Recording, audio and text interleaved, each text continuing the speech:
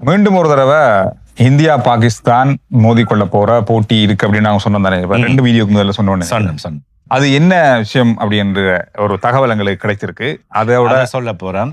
அதே மாதிரி சந்திரன், இந்த ஏசியா கப் முடிஞ்சதுதானே, இப்ப ஒரு மாசமாவது ஏசியா கப். அந்த பெரிய ஒரு அந்த பஞ்சாயத்து இன்னும் முடியல. அந்த பஞ்சாயத்து முடியல. அதுல பஞ்சாயத்து பண்ணவங்களுக்கு இப்ப வச்சிருக்கிற ஐசிசி பெரிய ஒரு ஆப். நானும் யோசிச்சேன், இவ்வளவு நடத்தினாங்க, இப்படி எல்லாம் தூக்கி எல்லாம் காட்டினாங்க, 2 பேரும் மோதி கொண்டாங்க, பேசி கொண்டாங்க, இதெல்லாம் பெரிய அளவா நடந்தது. ஆனா ஐசிசி வந்து இதை கண்டுகொள்ளலையா, இல்ல இவங்களுக்கு எதிரான ஒழுக்காட்டு நடவடிக்கை எடுக்கலையா? எல்லாருக்கும் எனக்கு ஒரு சந்தேகம் பண்றது, ஏன் இவ்வளவு ஐசிசி சாத்தம் இல்லாம இருக்காங்க? 2 பேரும் ஓகே பரவாயில்ல பிழைச்சு போட்டு விடுறாங்களா? அப்படி விடக்கூடாது, அப்படி விட்டா அது நல்லா இருக்காது, இதெல்லாம் நீங்க அப்படி செய்ய வேண்டி வருமே அப்படின்னு நான் யோசிச்சேன். பொறுமையா இருந்து 6 அமர யோசிச்சு கண்ணக்கா கொண்டு வந்து நீங்க எக்ஸ்ட்ரா காட்டினீங்க. இந்த பாருங்க என்னென்ன ஆக்ஷன் எடுத்திருக்காங்க ஏசியா கப்ல, இப்படி காட்டினதுக்கு, தள்ளி விட்டதுக்கு, இப்படி அடிச்சதுக்கு, காய்ச்சதுக்கு, பேசினதுக்கெல்லாம். பாகிஸ்தானின் ஹரிஷ் ராஃபுக்கு 2 போட்டிகள் தடை. அவர்தான் இப்படி காட்டுவாரு. அது துடுப்பாட்ட வீரர். பந்து வீச்சாளர் அந்த இவங்க பார்வையாளர்களுக்கு எல்லாம் ஆக்ஷன் எல்லாம் காட்டினார். ஹரிஷ் ராவ் 2வது மேட்ச்ல ஆடும்போது அவருக்கு 2 போட்டிகள் தடை, 30% போட்டி. இப்பொழுது தென்னாப்பிரிக்கா போட்டியிலேயே அவர் நேற்றைய தினம் அறிவிக்கப்பட்ட காரணத்தால விளையாடவில்லை. அதே மாதிரி இன்னொரு போட்டியில தென்னாப்பிரிக்காவோட விளையாட இயலாது.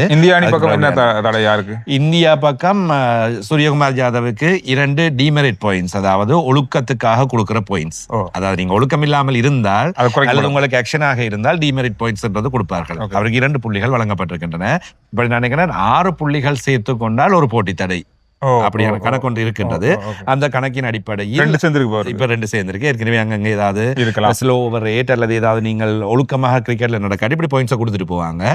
அந்த பாயிண்ட்ஸின் அடிப்படையில அவர்களுக்கு பிறகு தண்டனை யாதவுக்கு இல்ல, சூரியகுமார் யாதவுக்கு வழங்கப்பட்டிருக்கிறது. பும்ராவுக்கு இறுதி போட்டியில் அவருக்கும் ஆக்ஷன் எடுக்கப்பட்டது, அவருக்கு பாயிண்ட்ஸ் வழங்கப்படவில்லை.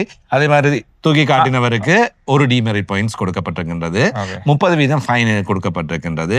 ஹர்ஷீப் சிங் விசாரணைக்கு அழைக்கப்பட்டிருந்தார். அவருக்கு குற்றம் செய்தவராக அறிவிக்கப்பட்ட அல்லது மேட்ச் ரெஃபரி சொல்லி இருந்தாலும் இப்பொழுது அவருக்கு சரி பரவாயில்ல, நீ பிழைச்சு போ, பெரிய பிரச்சனை இல்ல, விளையாட்டுல நீ சொல்றதெல்லாம் சாதாரணம் தானே அப்படின்னு மாதிரி. அது நுள்ளு பிராண்டி, கிளிப் பிராண்டி அந்த மாதிரி எல்லாத்துக்கும் பார்க்க முடியாது.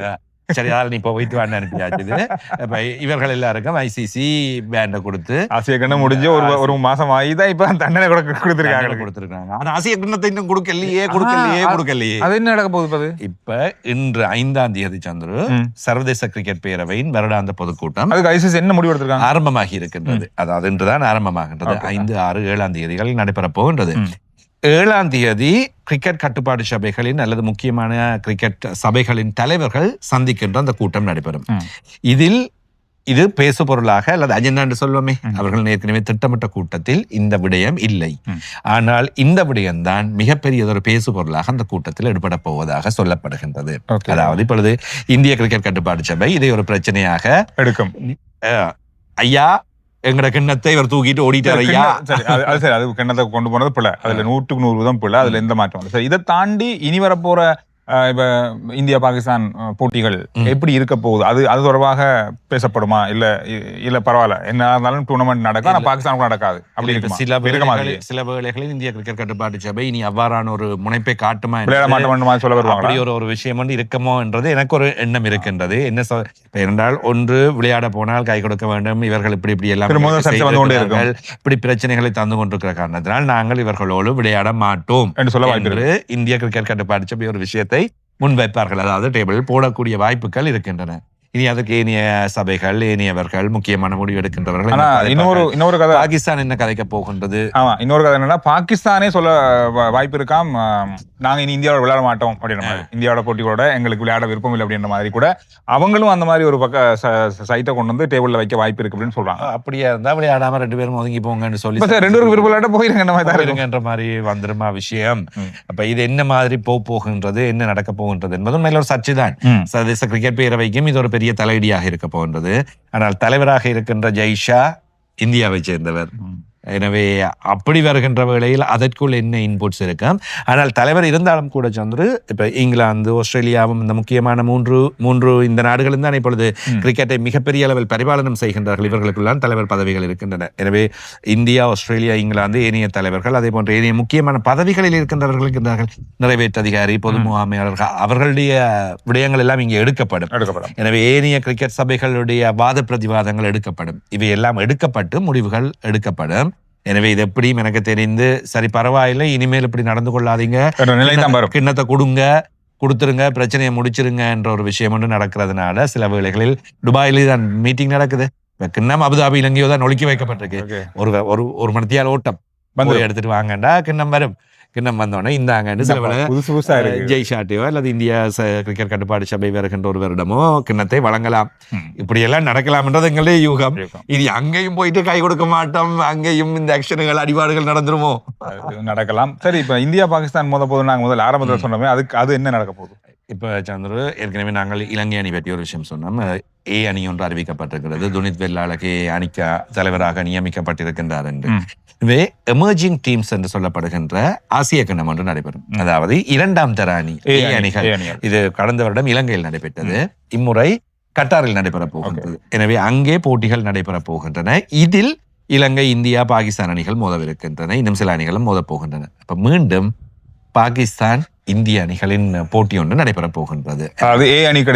இரண்டு ஏ அணிகளுக்கும் இடையிலான போட்டி 16ஆம் தேதி நவம்பர் நடைபெற போகின்றது. இந்த போட்டியிலையும் கை கொடுப்பாங்களா இல்லையா, இது சம்பந்தமா கிட்டத்தட்ட ஏ அணி பி அணி எல்லாம் இல்லை, இதுல இருக்கிற விஷயமே இந்தியா பாகிஸ்தான் அவ்வளவுதான். இது இன்னும் ஒரு பெரிய கேள்வி, இது நடைபெறுமா இல்லையா, அது ஒரு பிரச்சனை. இப்ப இன்று நாள் இந்த கூட்டத்தில் 7ஆம் தேதி என்ன முடிவுகள் வரப்போகின்றன, அல்லது அங்கே ஏதாவது சர்ச்சைகள் வெடிக்கப்பட போகின்றனவா, அல்லது இது அப்படியே முடிக்கப்படுமா என்பதில் தான் ஏனைய முடிவுகள் இருக்கின்றன. எனவே அந்த ஆசிய கிண்ணமும் ஒரு சர்ச்சை ஒன்றோடு தான் நடைபெறும் போல் தென்படுகிறது. ஆசிய கிண்ணம் தான் அதுவும். இப்ப இந்தியா இலங்கை அணி இப்பொழுது பாகிஸ்தான் போறாங்க 8ஆம் தேதி. அணி இன்னும் அறிவிக்கல. எப்ப போறாங்கன்றது 8ஆம் தேதி அறிவிப்பாங்க. போட்டிகள் எப்படி நடைபெற போகின்றது என்று அறிவிச்சிருக்காங்க. எப்படி 8ஆம் தேதி காலமையாவது குறைஞ்சு சொல்லுவாங்க. அதுல வந்து 8ஆம் தேதி அவங்க அனுப்புறதுக்கு போயக்குள்ளையாவது எங்களுக்கு பாப்பா அதுலயாவது பஸ்ல அந்த பஸ்ஸால எத்தனை ஆறு ஏறி போறாங்கன்றத வச்சு கூட இவங்க தான் டீம் சொல்லி நாங்க முடிவு பண்ணலாம். அவங்க ஸ்ரீலங்கா கிரிக்கெட் அறிவிக்காட்டியும் கூட இப்படிதான் நிறைய இடங்கள்ல வந்து செய்தி வரும். ஸ்ரீலங்கா கிரிக்கெட் அறிவிக்கிறதுக்கு முதல்ல உதவியாளர்கள் போயிட்டு கேமரா வச்சு கொண்டிருப்பாங்க. யாரெல்லாம் பஸ்ல ஏறுறாங்க அப்படின்னு பார்த்துட்டு ஓகே இவங்க தான் டீம் சொல்லி அவங்கள ஒரு டீமை போட்டு அறிவிப்பாங்க. அவங்கள போய் நின்று கேமரா வச்சு கொண்டு அதே மாதிரி தான் யூகம் என்று யூகிக்கின்ற அணிகள் அறிவிக்கப்படுகின்றது. உண்மையில் எப்படி என்றால் பயிற்சிகள் நடைபெறுகின்ற இடங்கள் பொதுவாக எங்களுக்கு தெரியும். அங்க போனா தெரியும் பயிற்சி செய்யறாங்க யாருன்றது அங்க எண்ணிப்பா கேட்க சரியா 15-16 இருந்ததுன்னா ஓகே இதுதான் நியூஸா போடுறது. உங்களுக்கு சந்தேகம் நான் சொன்ன மாதிரி பஸ்ல ஏறும்போது போனீங்கன்னா பாத்துலாம். இறுதி நேரத்தில் உத்தியோகபூர்வமாக அறிவிப்பார்கள். அதே போன்று இலங்கையை அணி அறிவிக்கப்பட்டிருக்கின்றது. அதுவும் உத்தியோகபூர்வமாக இல்லை, ஆனால் தெரிய வந்திருக்கு. நாங்கள் ஏற்கனவே சொன்னோம் வெள்ளாளகையின் தலைமை பொறுப்பு வியாஸ்காந்த் அந்த அணிக்குள் இருக்கின்றார். கடந்த வீடியோவில் நாங்கள் இந்த வெள்ளாளகை பற்றி சொல்லியிருந்தோம் தானே. இந்தியாவில் ஒரு சகோதரர் கமெண்ட் ஒன்று சொல்லியிருந்தேன். நாங்கள் சொன்னதை மாதிரியே கிட்டத்தட்ட இருந்தது. துனித் வெள்ளாளகையை இலங்கை தேசிய அணியின் உபதலைவராக்கி அவரை ஒரு நல்ல வீரராக வளர்த்திருக்க வேண்டும். அதை விட்டு இப்படி ஒரு ஏ டீம் கொண்டு போய் தலைவராக்கி இதெல்லாம் இவ்வளவு மோசமான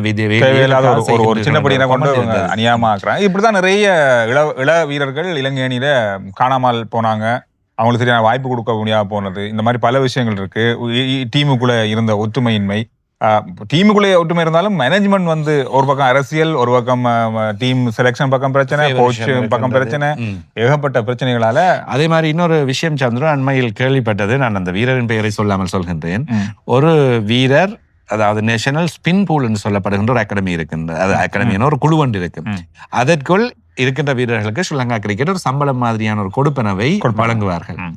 கடந்த வருடம் சேர்த்துக் கொள்ளப்பட்ட ஒரு சுழல் பந்து வீச்சாளர் உபாதை அடைந்து இந்த முறை அவர் விளையாடவில்லை, அல்லது அந்த பூலில் இல்லை. அவருக்கான சம்பளம் நிறுத்தப்பட்டு விட்டது. ஆனால் அவர் சொல்கின்றார், ஒருவர் 9 வருடமாக உபாதையில் இருக்கின்றார், அவருக்கு சம்பளம் கிடைத்துக் கொண்டிருக்கின்றது. அது மாதிரி இருக்கு எல்லா பகுதிகளிலையும் எல்லா இடங்களிலும் இந்த மாதிரியான விஷயங்களெல்லாம் ஸ்ரீலங்கா கிரிக்கெட்டுக்கு இவ்வளவு பெரிய சாவக்கேடு விழுந்தது. இது எனவே இது வந்து நாம இவை சொல்லலாம், சாவக்கேடுன்றே சொல்லலாம். சொல்லலாம். உண்மையில் இது ஆக உச்சக்கட்ட மேல் மட்டத்துக்கு தெரிகின்றதா அல்லது கீழ் மட்டத்தில் இருக்கின்றவர்களால் இவை செய்யப்படுகின்றனவா? இப்படியான தகவல்களை நாங்கள் வெளிக்கொண்டு வருகின்றோம் கிடைக்கின்ற வேளைகளில். அப்ப சம்பவம் இருக்கு, நமக்கு சுத்தி அடிவாங்க. பாகிஸ்தான் கொஞ்சம் இப்ப திருப்பி பில்டப் பண்ணி தங்களோட அணியை கொஞ்சம் வளர்த்தெடுக்கின்றது. பாபர் அசாம் எல்லாம் இன்னும் கொண்டு வந்து அணித்தலைவர்களுக்குள்ள ஒரு மாதிரியான விஷயங்களை கொண்டு வந்திருக்கின்றார்கள். அதே போன்று சந்துரு, பாகிஸ்தான் நேற்றைய தினம் தென்னாப்பிரிக்க அணியை ஒரு நாள் சர்வதேச போட்டியில் ஒரு கடுமையான இறுக்கமான போட்டியில் வெற்றி பெற்றிருக்கின்றது. அது ஒரு பார்க்கும்போது பாகிஸ்தான் அணியினுடைய அந்த ஆசிய கண்டத்துக்கு பிறகு பாகிஸ்தான் அணி விழுந்திருந்த அந்த வீழ்ச்சியே இப்ப கொஞ்சம் மேல் நோக்கி அவர்களுக்குள் இருந்த சர்ச்சைகளை கொஞ்சம் முடித்துக்கொண்டு கொஞ்சம் மேலெழும்ப முயற்சிக்கின்றார்கள். என்ன நடக்க போகின்றது இனி வருகின்ற இந்த மாதம்? மொத்தமாக பாகிஸ்தான் இலங்கைக்கு நிறைய போட்டிகள். இந்தியாவுக்கு பஞ்சமே இல்லை. ஆஸ்திரேலியா தொடர் நடந்து கொண்டிருக்கின்றது.